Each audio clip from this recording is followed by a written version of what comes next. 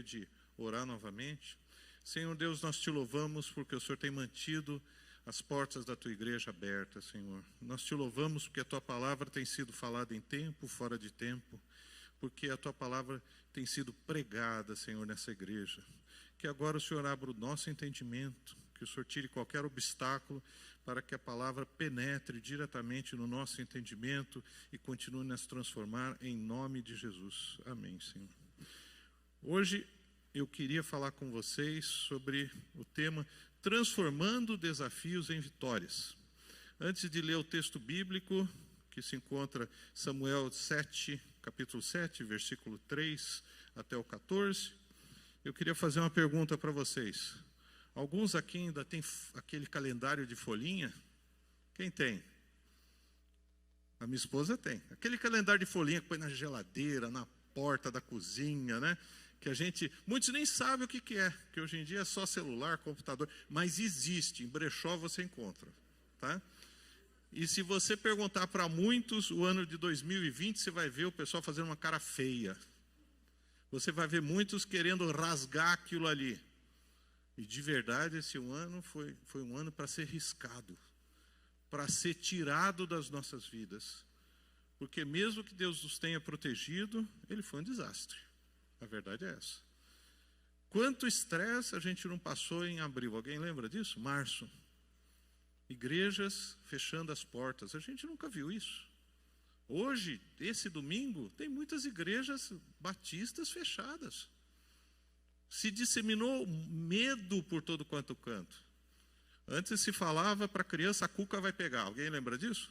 Agora a gente fala, Covid vai te pegar, hein? Covid vai te pegar. Então a gente vive um ano que é para ser esquecido. Mas ao mesmo tempo, essa situação não é incomum na história da igreja, na história bíblica, na história da humanidade. Anos extremamente complicados, extremamente difíceis. E nem por causa disso, Deus não pode operar milagre, Deus não pode transformar um desafio impossível em vitória. Esse é o tema que a gente vai discutir com vocês, que vai apresentar para vocês, que eu espero que o Espírito Santo fale para vocês como falou comigo. E eu queria que vocês acompanhassem comigo a leitura. Primeiro livro de Samuel, capítulo 7, versículo 3. Então falou Samuel a toda a casa de Israel, dizendo: se com todo o vosso coração vos converterdes ao Senhor, tirai dentro de vós os deuses estranhos e os astarotes, e preparai o vosso coração ao Senhor, e servi a Ele só, e vos livrará das mãos dos filisteus. Então os filhos de Israel tiraram dentre si aos Balaíns e aos Astarotes, e serviram só ao Senhor. E disse mais Samuel: congregai a todo Israel em Mispá, e orarei por vós ao Senhor. E congregaram-se em Mispá, e tiraram água, e a derramaram perante o Senhor, e jejuaram aquele dia, e disseram ali: pecamos contra o Senhor. E julgava Samuel os filhos de Israel em Mispá. Versículo 7, capítulo 7 de 1 Samuel. Ouvindo, pois, os filisteus que os filhos de Israel estavam congregados em Mispá, subiram os maiorais dos filisteus contra Israel, o que ouvindo os filhos de Israel temeram por causa dos filisteus. Pelo que disseram os filhos de Israel a Samuel: não cesses de clamar ao Senhor nosso Deus por nós, para que nos livre da mão dos filisteus. Então tomou Samuel um cordeiro de mama, ou amamentando, e sacrificou-o inteiro em holocausto ao Senhor, e clamou Samuel ao Senhor por Israel, e o Senhor lhe deu ouvidos. E sucedeu que, estando Samuel sacrificando o holocausto, os filisteus chegaram à peleja contra Israel, e trovejou o Senhor aquele dia com grande trovoada sobre os filisteus, e os aterrou de tal modo, ou aterrorizou, que foram derrotados diante dos filhos de Israel. E os homens de Israel saíram de Mispá e perseguiram os filisteus e feriram até abaixo de Bet-car. Então tomou Samuel uma pedra e pôs entre Mispá e Sem e chamou o seu nome Ebenezer.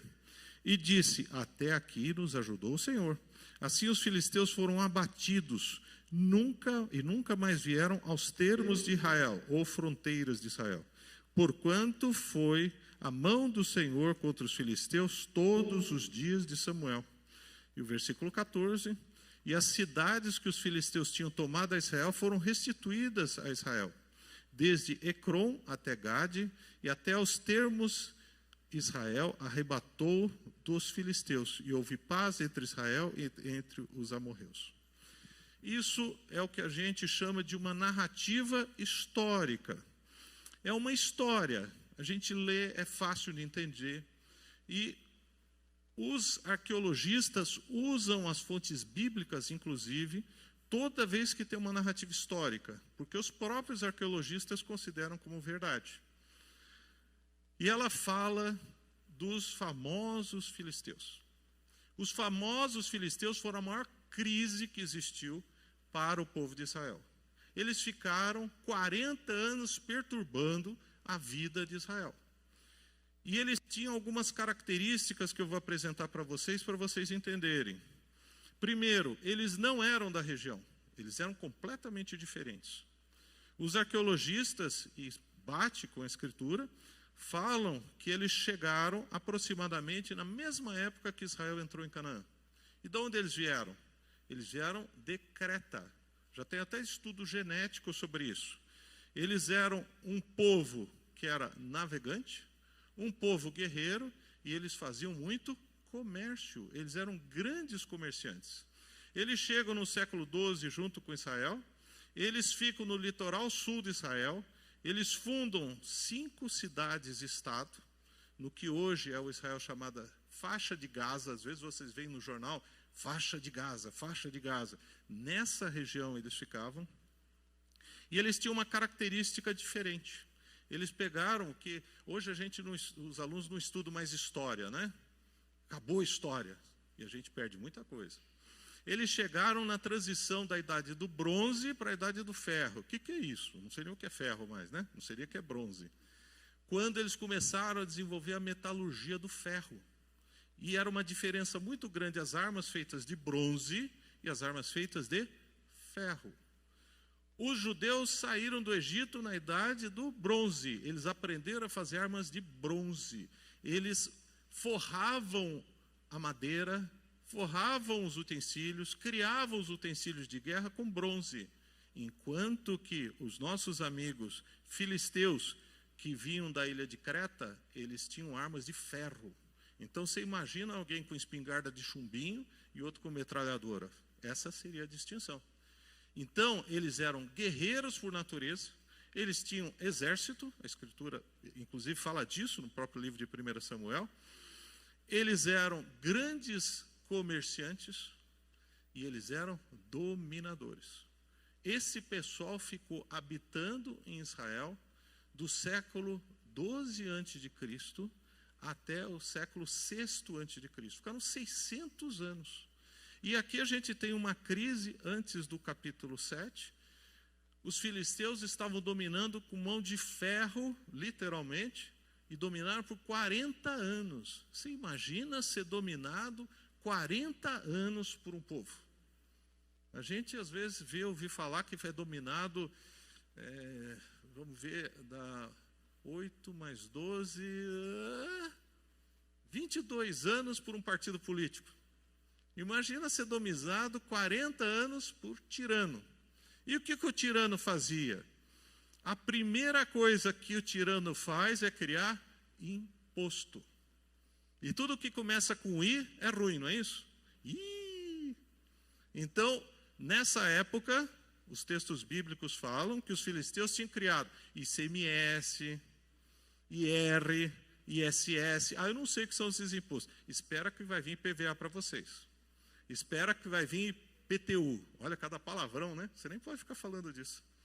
E além disso, a tirania que eles tinham era tão grande, mas tão grande, que eles queriam manter o poder.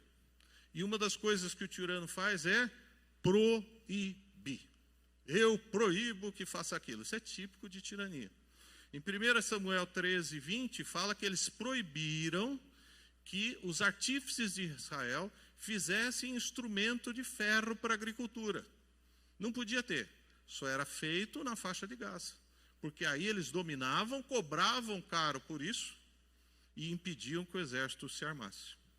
Então essa era a grande opressão, esse era o grande inimigo que eles tinham, era conviver com um vizinho agressivo, com um vizinho tirânico, um vizinho poderoso, e essa opressão, Juízes 13, versículo 1, fala que durou 40 anos. 40 anos eles dominaram, eles estrangulavam a economia, e essa situação se perpetuou até quando a gente tem essa narrativa de Samuel, e a gente vai ver o que é feito pelo povo eleito de Deus para transformar um desafio impossível em realidade, em vitória. Qual que é o desafio impossível que você está tendo para o ano que vem? O meu é livrar dessa máscara. Vocês gostam dela? Quem gosta de focinheira? Meu cachorro não gosta. Quantos desafios a gente vai ter? O desafio de Israel era impossível. Eles tinham um exército, Israel não tinha exército. Cuidado, hein? Israel chamava o pessoal, vamos jogar bola no fim de semana? Quem já jogou pelota aí casado e solteiro sabe, está lá o grupo fala assim, vou chamar o pessoal para jogar bola, não é isso? Enquanto que se você for jogar com um time profissional, os caras treinam todo dia. O exército dos filisteus era um exército regular, porque eles viviam disso. Eles viviam de explorar as pessoas. Não, eles não eram políticos, hein, pessoal? Eles eram militares, não é só político que explorava as pessoas. A gente tem os militares dessa época que eles queriam dominar, ocupar, cobrar impostos e ser tiranos. Então, os filisteus eram o maior inimigo e impossível de ser vencido. E nesse sentido, todo Israel está reclamando como eu posso vencer um inimigo difícil. Como eu posso enfrentar um desafio impossível. A igreja está olhando para frente e está vendo o desafio impossível? Está vendo sim. Está vendo todo mundo com medo, está vendo todo mundo assim em pânico. As igrejas, no modo geral, estão enfrentando dificuldades espirituais, materiais, financeiras, todas elas. A gente não tem liberdade hoje em dia de falar de Jesus, está muito complicado. E o profeta Samuel, ele é chamado como transformar um desafio em vitória. Então, a primeira característica que a gente tem é que falou Samuel, e Samuel é alguém que tinha uma intimidade com Deus em oração. Samuel era alguém que orava frequentemente com Deus. A gente tem poucos homens de oração na Bíblia, mas todos esses homens têm um testemunho fantástico, como, por exemplo, Daniel. Daniel era um homem de oração. Versículo 3, a gente vê a voz do profeta e a restauração espiritual do povo eleito. O povo eleito de Deus precisa de restauração? Muitas vezes. Continuamente. Aquele que está em pé, veja que não caia. Porque é comum a gente cair.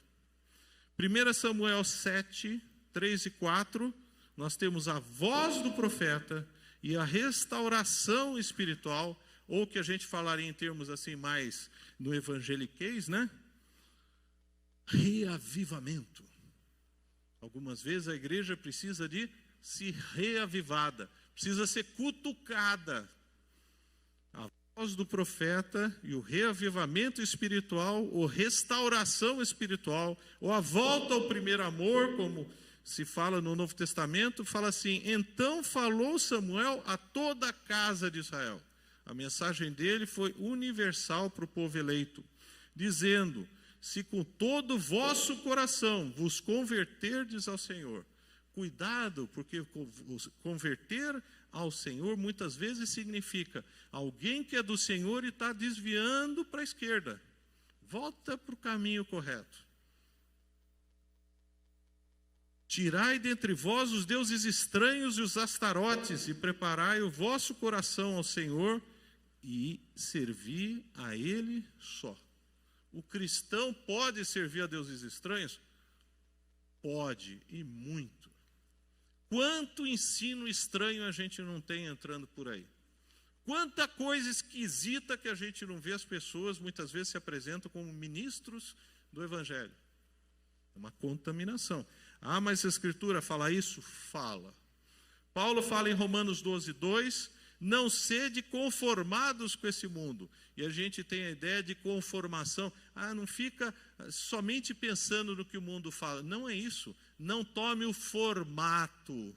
É muito fácil você se adaptar às coisas do mundo. Para o cristão também. Não sede conformados com este mundo, mas sede transformados pela renovação do vosso entendimento. Quem já nasceu cristão aqui? Ninguém. Vocês não nasceram cristão, não. Vocês nasceram em família cristã. Para ser cristão, você tem que aceitar Jesus como Senhor e Salvador. Filho de cristão não é cristãozinho. Cuidado com isso. Paulo está falando que a gente tem que ser renovado no nosso entendimento. Você teve uma situação de aceitação de Jesus como Senhor e Salvador numa idade.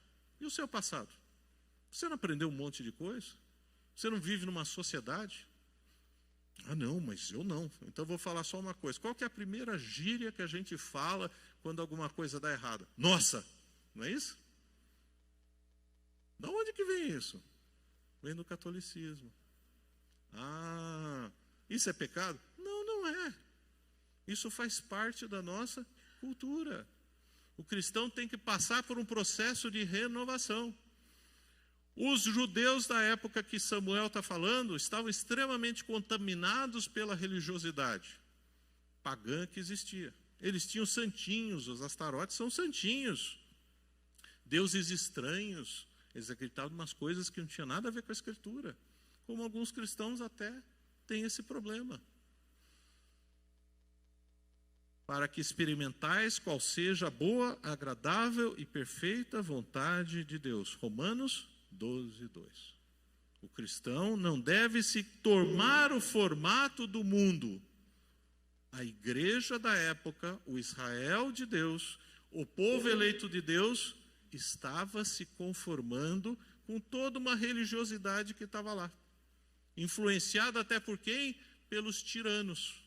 Pelos tiranos da época, os dominadores que eram os filisteus. Os filisteus que eram poderosos, que eram ricos, que eram influenciadores, que controlavam a mídia, né? Provavelmente eles controlavam a mídia deles, porque eles tinham uma mídia, a gente pensa que o pessoal era absolutamente ignorante, eles tinham pessoas que ficavam proclamando as coisas em público. Essa era a mídia deles. Colocavam coisas escritas nas paredes, essa era a mídia deles. E o pessoal lia.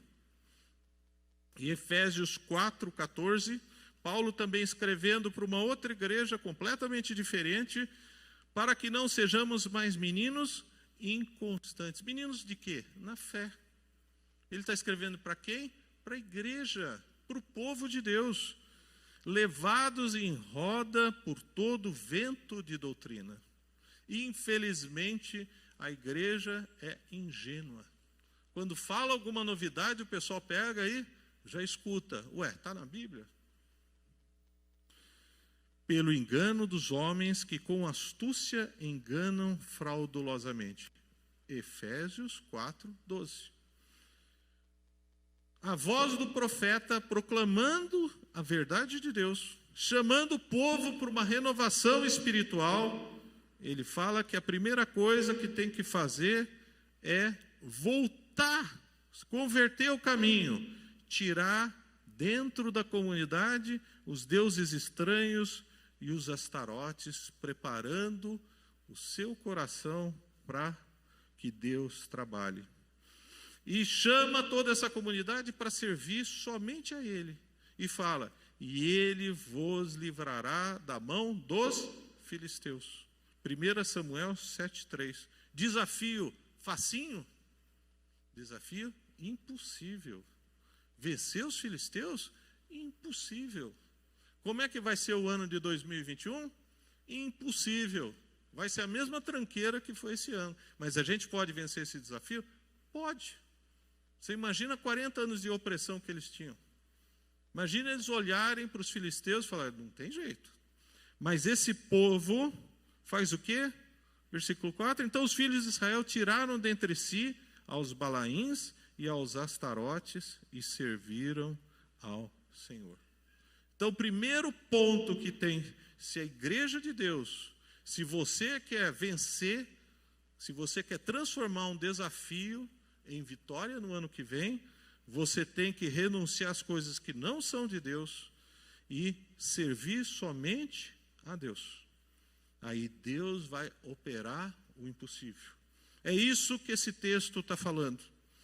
O segundo ponto para vencer o grande desafio deles foi a comunhão, a oração e a dependência de Deus. Se a igreja quer vencer desafios impossíveis no ano que se inicia, ela precisa de comunhão, de oração e de dependência de Deus. 1 Samuel 7, 5 e 6, 1 Samuel capítulo 7, versículos 5 e 6, fala assim, disse mais Samuel, congregai a todo Israel em Mispá. Existe igreja trancada em casa? Não existe. Igreja é comunhão. Igreja é você se reunir. Igreja é você participar das necessidades uns dos outros. Disse mais Samuel, voz do profeta, congregai a todo Israel, aonde? Em Mispá, local físico.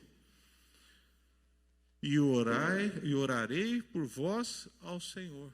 Congregação, oração e dependência de Deus. E congregaram-se em Mispá e tiraram água e derramaram perante o Senhor, simbologia, e jejuaram aquele dia e disseram, pecamos contra Deus. E julgava Samuel os filhos de Israel em Mispá. Terceiro ponto de uma igreja que quer transformar desafio em vitória, e vocês têm que estar preparados, é que vai existir dificuldade. Toda vez que a igreja se une, quem que a gente está cutucando? O inimigo. A unidade do povo de Deus promove uma reação do inimigo. Nessa narrativa, o inimigo físico real são os filisteus. 1 Samuel 7, 7 fala, ouvindo, pois, os filisteus que os filhos de Israel estavam congregados em Mispá, ouvindo os outros que a igreja estava reunida, existe oposição. Sua igreja está aberta. Oh, todos vão morrer de Covid. O pastor Carlos Jones é testemunho disso. Inclusive de pessoas que a gente acha até estranha. Ué, diácono reclamando de igreja aberta, pastor reclamando de igreja aberta, filisteu ainda vá lá, né? Ouvindo, pois, os filisteus que os filhos de Israel estavam congregados em Mispá, subiram os maiorais. Maiorais significam os mais importantes, os governantes. Eles voltaram de Miami e foram imediatamente para ver o que estava acontecendo, tá? E o que, ouvindo os filhos de Israel, temeram por causa dos filisteus. É natural a gente ter medo das coisas? É natural. Nós não somos malucos. Se alguém ameaça a gente fica preocupado? Fica. Perde uma noite de sono? Perde. A nossa dependência é em Deus, não é em nós. Não, eu vou vencer. Pode estar certo que você já perdeu. E o texto é bem claro, eles temeram. Mas essa reação do inimigo, ela promoveu imediatamente uma ação de fé, de dependência de Deus. Você só avalia aquele que é cristão mesmo no momento de dificuldade. Quando está tudo gospel, né? É uma maravilha. Quando todo mundo está cantando louvores, é uma maravilha. Quando dá alguma coisa errada na tua vida, aí você vai ver se a pessoa tem fé. Aqui a gente tem bem claro que os filisteus foram lá, ué, vocês estão reunidos aí? Mas eu proibi que vocês saíssem de casa. É mais ou menos isso. Eu proibi que vocês se ajuntassem. eu vou fazer alguma coisa. 1 Samuel 7, 8 e 9, a gente vê a ação de fé do povo eleito de Deus, do Israel. Por isso disseram os filhos de Israel a Samuel. Samuel, profeta, é o intermediário entre Deus e os homens daquela época. É ele que está sendo boca de Deus. Eles vão procurar quem? Deus. Não vão procurar os balaíns, não vão procurar os filósofos, não vão procurar ninguém a não ser Deus. Fé. Procura Deus nas suas necessidades. Não cesses de clamar ao Senhor nosso Deus por nós, para que nos livre da mão dos filisteus. Você tem um desafio ano que vem? Se você não tem, procure qual é o seu desafio. Esse é o momento de você fazer um desafio com Deus. Senhor, eu quero que isso aconteça. Não, esse negócio de campeonato mundial não vale, hein?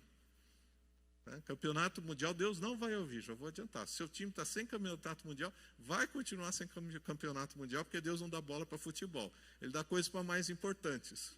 Concorda, pastor Cardoso? Então, literalmente, Deus chama para desafios. Esse período é um período que Deus quer conversar com você. Qual o desafio que você quer? O que você tem como proposta? Qual que é o seu filisteu para o ano que vem? É só tirar a máscara? É um emprego novo? É uma mudança radical de atitude? É uma restauração familiar? Ação de fé.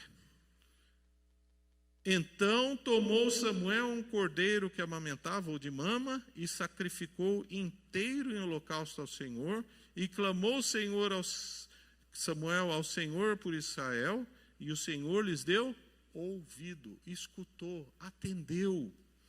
E aí a gente tem esses primeiros 4 passos que são essenciais para transformar um desafio impossível em vitória. Escutar a voz do profeta, promover uma restauração espiritual, buscar a comunhão da igreja, oração, dependência de Deus, não desanimar diante da reação contrária do inimigo e se fundamentar na fé. E aí você vai ver a ação sobrenatural de Deus como o povo de Israel viu. A gente, descendo um pouquinho o texto, em 1 Samuel 7, capítulo 7, versículo 10 e 11, diz assim: E sucedeu, estando Samuel sacrificando o holocausto, no mesmo momento, os filisteus chegaram para lutar contra Israel. E trovejou. O que significa trovejou? Elemento sobrenatural. Começou a trovejar. Começou a cair raio do céu. Aquele dia com grande estrondo sobre os filisteus, somente sobre os filisteus. Israel estava reunido, mas não caiu raio nenhum sobre ele. Caiu sobre os filisteus. E qual é a reação? Os confundiu. Os confundiu, a gente não entende muito bem, significa que eles se desorganizaram. Eles entraram em pânico, cada um correu para um canto. E as guerras eram feitas um pouco diferentes do que são feitas hoje em dia. Eles faziam locais amplos, eles ficavam 10 mil de um lado, 10 mil de outro, 5 mil de um lado, 20 mil de outro, e eles iam um contra o outro. Se quebrasse a organização, começasse cada um correr para um lado, eles perdiam, porque eles davam as costas. É isso que dá para entender aqui, isso que acontece. Eles perderam a formação deles. Não sei, o que vai acontecer? E aí os judeus pegam, mesmo com armas inferiores, mesmo sem uma quantidade de armas de ferro como eles tinham, sem armaduras, os judeus vão lá e ganham. E sucedeu, 1 Samuel 7, 10 e 11, que estando Samuel sacrificando o holocausto, enquanto ele estava fazendo o holocausto, os filisteus foram para a luta contra Israel e trovejou aquele dia com grande estrondo sobre os filisteus, ação sobrenatural de Deus. E os confundiu de tal modo que foram derrotados diante dos filhos de Israel. Eles perderam. E os homens de Israel saíram de Mispá e foram perseguindo. E perseguiram os filisteus e os feriram até abaixo de Betcar. Eles foram correndo e os judeus atrás. Eles foram matando e continuaram. E aí o que acontece? Aí a gente vê que Samuel e o povo reconhecem a ação sobrenatural de Deus. No versículo 12, 1 Samuel 7, fala assim: Então tomou Samuel uma pedra e a pôs entre Mispa e Sem e chamou-lhe Ebenezer. Ele reconhece a ação sobrenatural. Reconhece o que Deus fez naquela situação impossível. Reconhece que o desafio foi transformado em vitória por Deus. E Ebenezer significa pedra de salvação. Ele coloca um marco: Deus nos salvou, Deus nos ajudou. O período que a gente está de transição, ao mesmo tempo que a gente faz projeção de desafios para o ano que vem, a gente tem que olhar para trás e ver o que Deus fez, o que Deus nos guardou. Quem morreu aqui? Ó, bênção! Então ninguém morreu aqui de Covid. A gente tem a mania de não olhar o que Deus fez. Vocês mantiveram os empregos, mantiveram famílias. Ah, mas morreu meu primo, morreu meu sobrinho. Mas dê graças a Deus pelas bênçãos que vocês tiveram. Aqui, Samuel faz um marco, coloca uma pedra como marco geográfico e fala: essa é a pedra de salvação. E aí ele fala uma coisa a mais, e disse: até aqui nos ajudou o Senhor. Então, infelizmente, uma das coisas que mais a gente ouve falar, o pessoal fala: como é que você está? Ebenezer, até aqui ajudou o Senhor. Cuidado, que Ebenezer não é isso. Samuel está falando que até aquele momento ele confirmava que Deus tinha operado um grande milagre. Então hoje é o momento também, até o dia 1º, como marco, de você fazer uma reflexão, o que Deus fez na sua vida de proteção. É um ano péssimo? É um ano ruim? Mas mesmo assim Deus nos protegeu. Mesmo assim Deus manteve a nossa igreja aberta. Mesmo assim a igreja pôde honrar missionários, pôde ser bênção para a vida de outras pessoas, e você participou disso.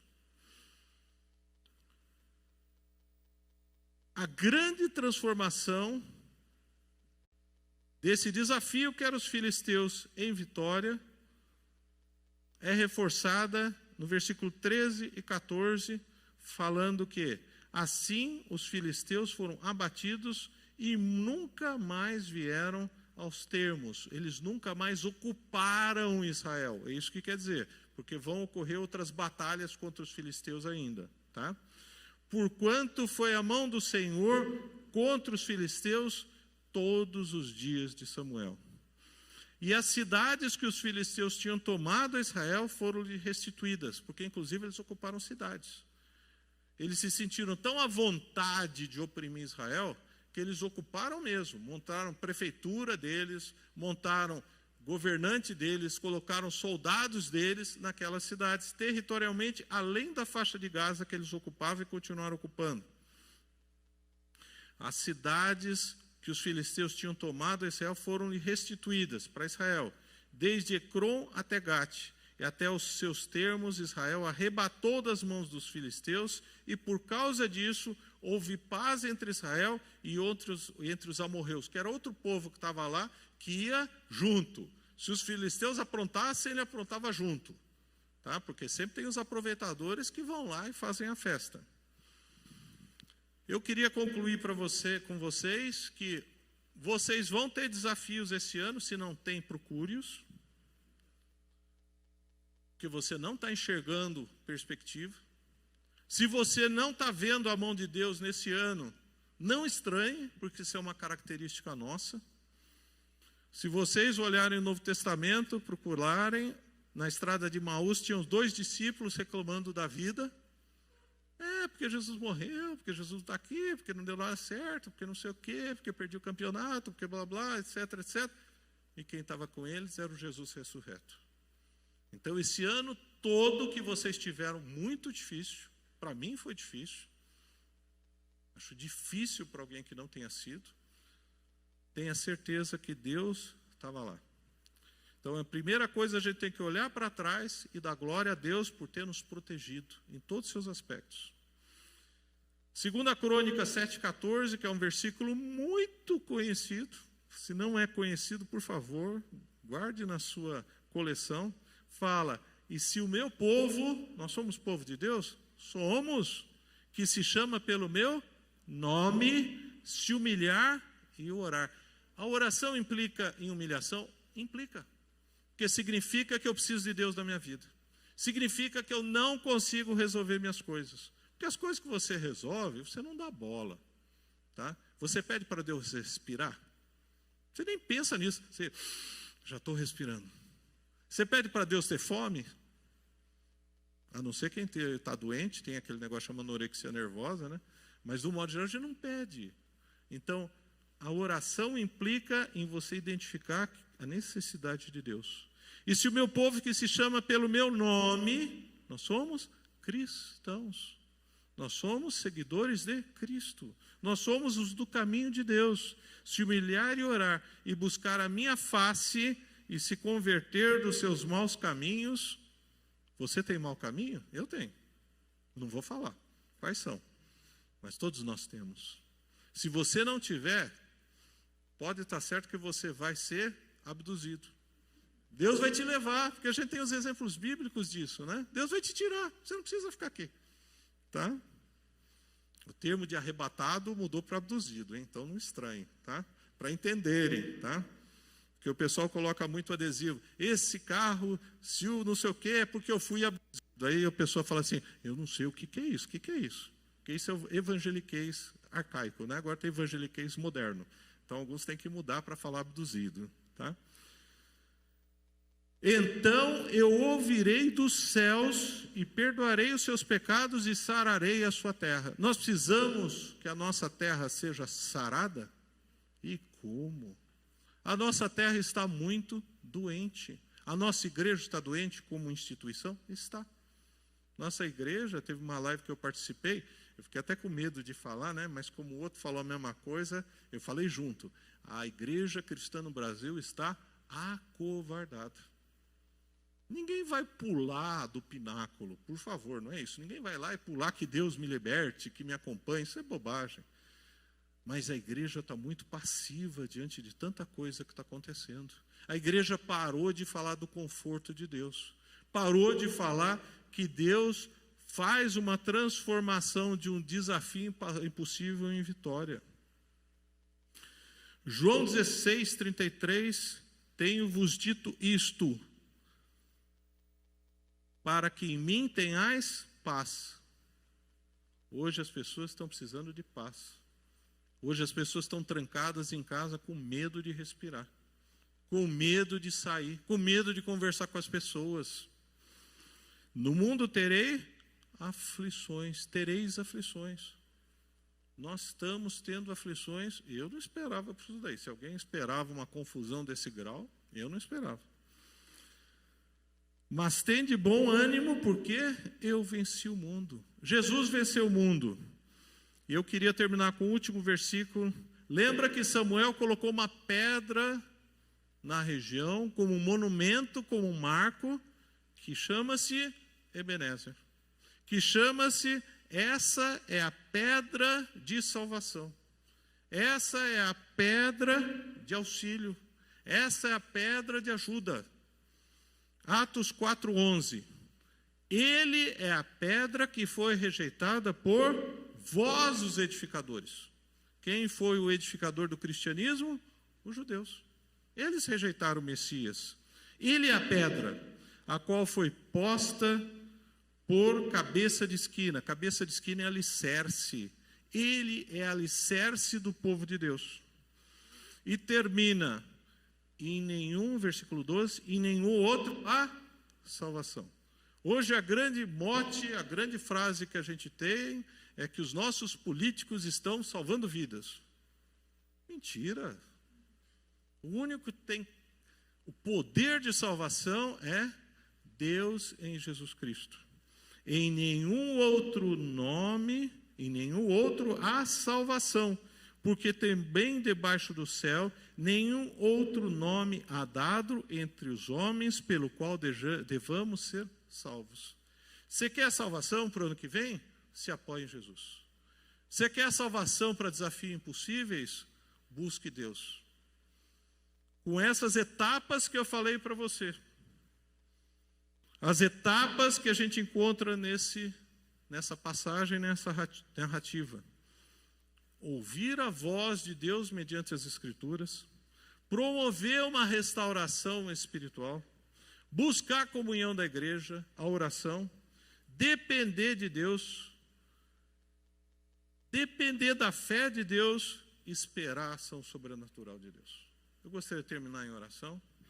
Senhor Deus, nós teremos nesse ano desafios que nós nem conhecemos, que nós nem imaginamos, mas nós temos certeza que o Senhor não vai nos desamparar. Senhor Deus, nós temos certeza que nós temos uma pedra de salvação em nossas vidas, que é Jesus Cristo. Nós temos certeza que essa pedra está disponível a todo aquele que te reconhece como Senhor e Salvador. Se alguém aqui, ou alguém que está ouvindo essa mensagem, não te reconheceu ainda como Senhor e Salvador, que Ele abra sua mente, abra o seu coração, abra o entendimento para entregar a sua vida e colocar uma pedra na sua vida, que seja um alicerce para tudo que Ele vai fazer, Senhor. Eu peço, Senhor, tudo isso em nome de Jesus. Amém, Senhor.